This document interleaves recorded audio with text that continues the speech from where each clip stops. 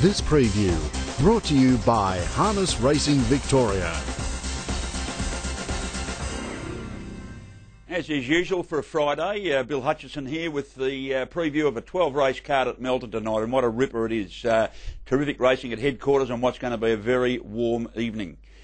In the first, we liking here number 4, Matty Crimes. This is a standing start race for Matty Crimes. It's never run from the stand. Its win first up here a couple of weeks ago was a beauty. Up on that form, it wins this race, but just a bit of a query as to how it handles the stand. Not too sure about how it'll leave the tapes, whether it'll leave quickly or not. 7 Rodrigo has got a good standing start record. He was back in the field and just couldn't get around them last time here, but that was from a 20-metre back mark. This time comes to the front line. A former winner at his previous start on this circuit from the mobile. For third, number 13, Tanabe Bromac, probably the class runner of this race, and I liked its run, even though it was only 8th at Cobram last time. It was getting home quite strongly at the finish after a very good second in the Wedderburn Cup before that, both standing starts. And Pocket Boy number 12's only had the one run where it was luckless here last week, one run from a spell. It's won 9 standing start races. You've got to pop it in. 4, 7, 13 and 12 in the first. Race 2 on the program's a 4-year-old race, and even though the field's been cut around a little bit with scratchings of numbers 3 and 4, we still see a very smart horse and a good battle between a couple of them in numbers 6, Charlie McSheen, and just behind it, number 5, Fearless Leader. Charlie McSheen, good Melton winner at its latest run.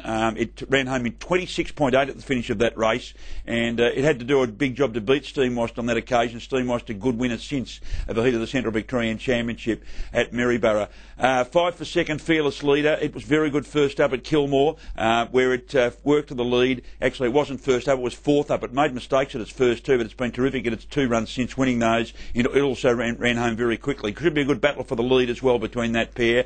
Charlie McSheen, stablemate number 9, Real Hammer, comes in as third pick. Terrific form round Breeders' Crown time last season. Its 2 runs from a spell have been okay. It'll improve vastly. And number 8, our Waldenberry, was a ripper at Bendigo last time. So a very good race, even though only a small field. 6, 5, 9 and 8 in race 2.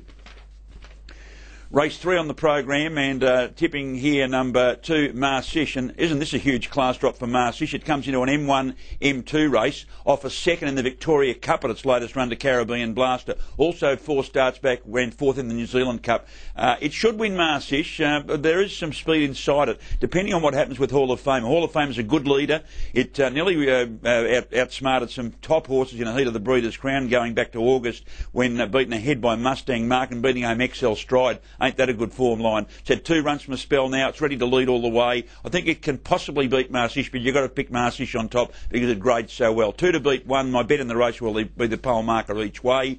Third pick in the race, number 12, our Blackbird, broke the clock last week when running second here, ran its last mile in 1:53.7, but it'll probably have to run those sectionals if it's going to have any chance of winning from that draw. And 5, Wash Me Pockets, a really good run in the Cobram Cup last time after a bad beginning, did it very tough for its placing. 2, 1, 12 and 5 in race 3. Race 4 on the program. This is a fair dinkum raffle, an MO race, and I think there's probably 5 or 6 good winning chances and not much between all of them. I ended up coming up with number 5, Prince of Thieves. It's won 7 of its 10 starts. It's in the very strong Karen Manning team. She trains and drives this one. Hasn't started since running 4th at Hamilton back last June, but it racked up a host of wins before that. It's got good gate speed as well.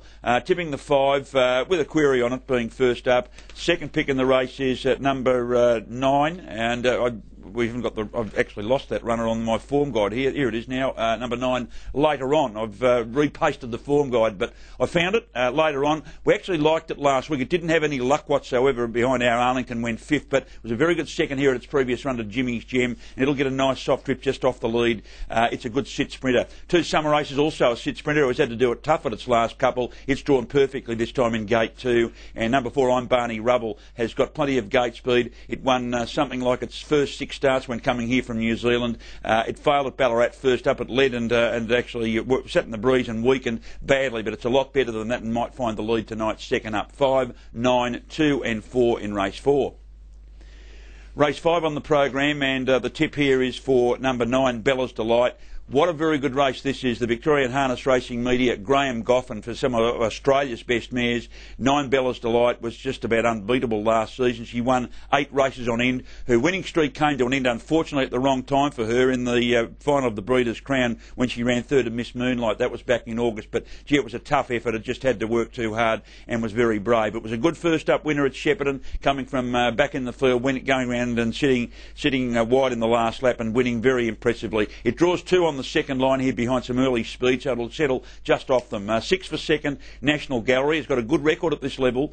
She's a 6-year-old. She's only had 26 starts. She's won 11 of them, and she's been placed 11 times. Nothing wrong with her third at Melton last time, 5 weeks ago, when she ran a very fast 1:54.5 for her last mile. 3 Pembroke Caesar, since coming from New Zealand, it had 6 starts and it's won them all. But this is its biggest test to date, but it draws perfectly with a scratching of number 2 and may find the lead. If it doesn't lead, number 1 Art Shadow will have that position in the vanguard. Whichever way Art Shadow leading or taking a sit, it's got a damn good chance in the race as well. It finished off in 56.8 when winning at Mildura last time, and that's low flying around that circuit. 9, 6, 3 and 1 in a very good Graham Goffin. Race 6, the I Can Do's at Trotters Free for All. I dare say that when the name for this race was first touted, I Can Do's, it was unbeaten in something like 16 starts, but his winning streak has come to an end in recent times, but he's still been very brave. He's the best trotter around on both sides of the Tasman. No I Can Do's it's here, but a worthy replacement in ex-Kiwi number 5 Vulcan. It returned to somewhere near its best form. It had been out of form running against I Can Do's in New Zealand, but it was a very good second last time in the Dullard Cup. It took a sit behind I Didn't Do It, just failed to run down that very smart horse when they were only sprinting home, but it was gaining, and I think it's fully wound up now and should be the one to beat. 9 Mr Zion, liked it a bit in the Dullard Cup last time. It made an early mistake and put itself out of business, probably not of its own making actually, and it was a very good run previous to that in the Bill Collins Mile at Cranbourne, and that's the run I'm going on. Third pick, number 3 Aleppo Sunrise, has been crying out for a front line draw, beat I Didn't Do It from the sprint lane here 3 starts back, and 2 second line draws in the Bill Collins Mile on the Dullard Cup haven't helped its chance. 3 good winning chances. 1 Sabre Sixpence hasn't won for nearly a year. It was an Inter-Dominion heat win leading all the way at Shepparton when it last won. That was back in January of last year, but it has drawn the pole and it'll be improved by 1 run from a spell, but it's only a place chance for mine. 5, 9, 3 and 1 in race 6.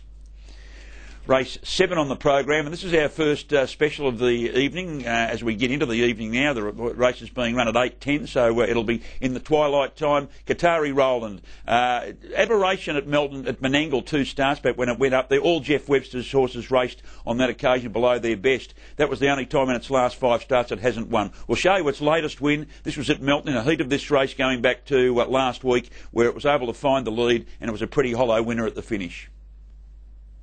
For the turn, Eliminator 3 wide, Burton Bailey 4 wide, Master Joy will be 5 wide into the straighter. Qatari Roland got away from Alchemy, then Eliminator, Burton Bailey, Master Joy, Qatari Roland in front at the 50, out wide of Burton Bailey, Master Joy's rocketing home, but Qatari Roland wins well. Qatari Roland first, Master Joy second, third Burton Bailey, and Eliminator, nice run.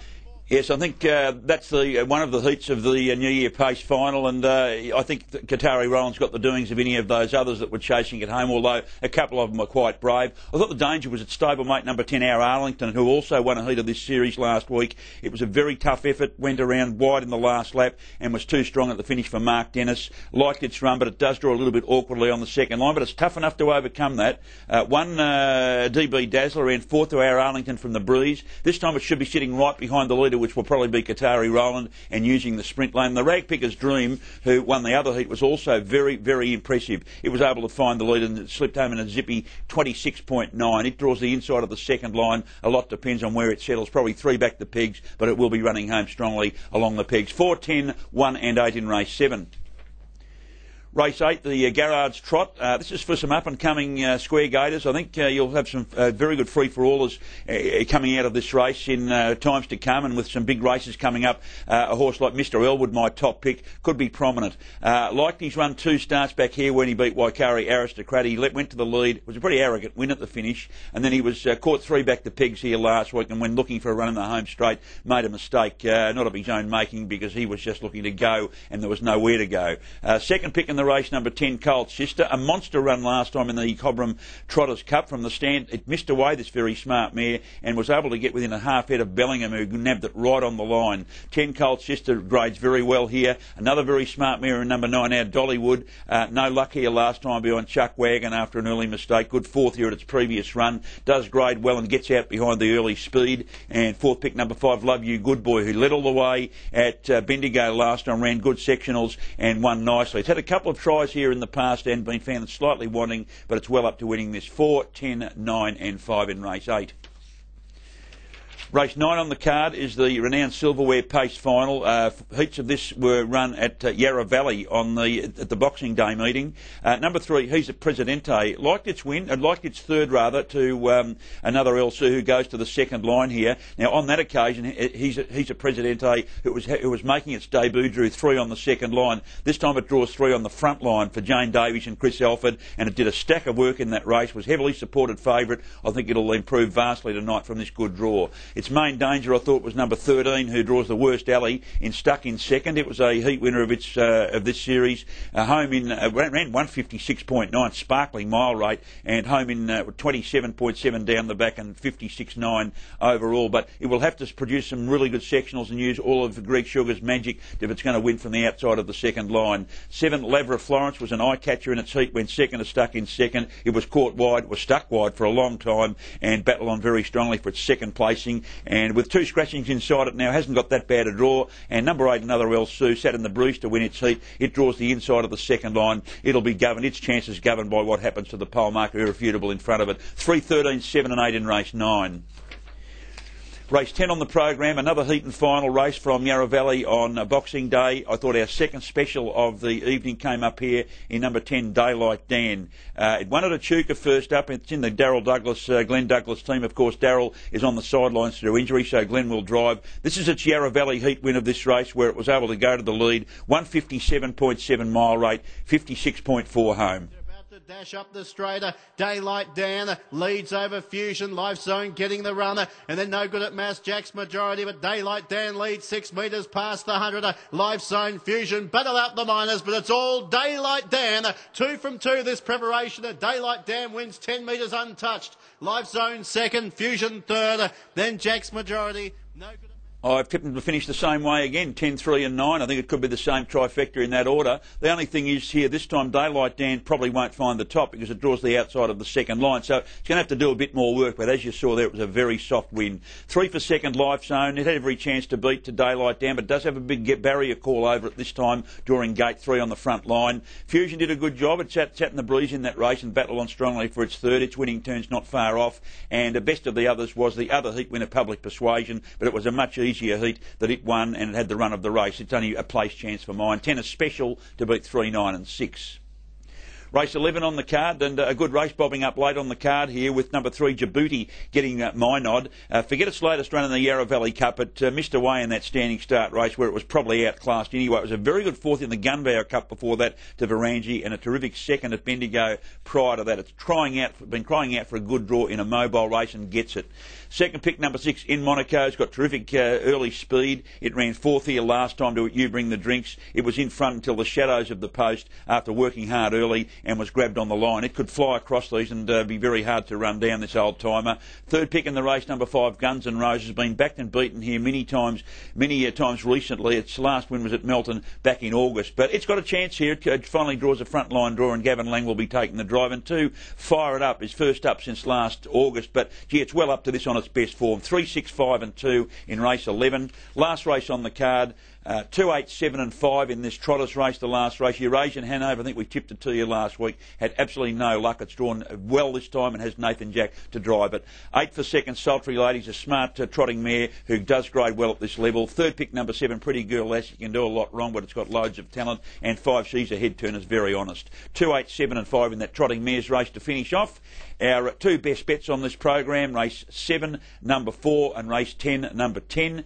Race 7, number 4, Qatari Roland. 10, number 10, Daylight Dan. The long shot, race 6, number 8, Lightning Joy. First try in free-for-all company, but it's got a chance. It's been going really well. The quaddie, First league numbers 2, 4, 8 and 9. Second league numbers 1, 3, 6 and 9. Third league 3, 5 and 9. Fourth league 1, 4 and 10. No, they are 2, 4, 5, 9, 1, 3, 6, 9, 3, 5 and 9, 1, 4 and 10. $72 gets you 50% of that dividend. Be a good night out there at Melton tonight. The heat will be out, the sting will be out of the sun by the time they race. It's going to be a great meeting at Melton, a 12 race card. This preview brought to you by Harness Racing Victoria.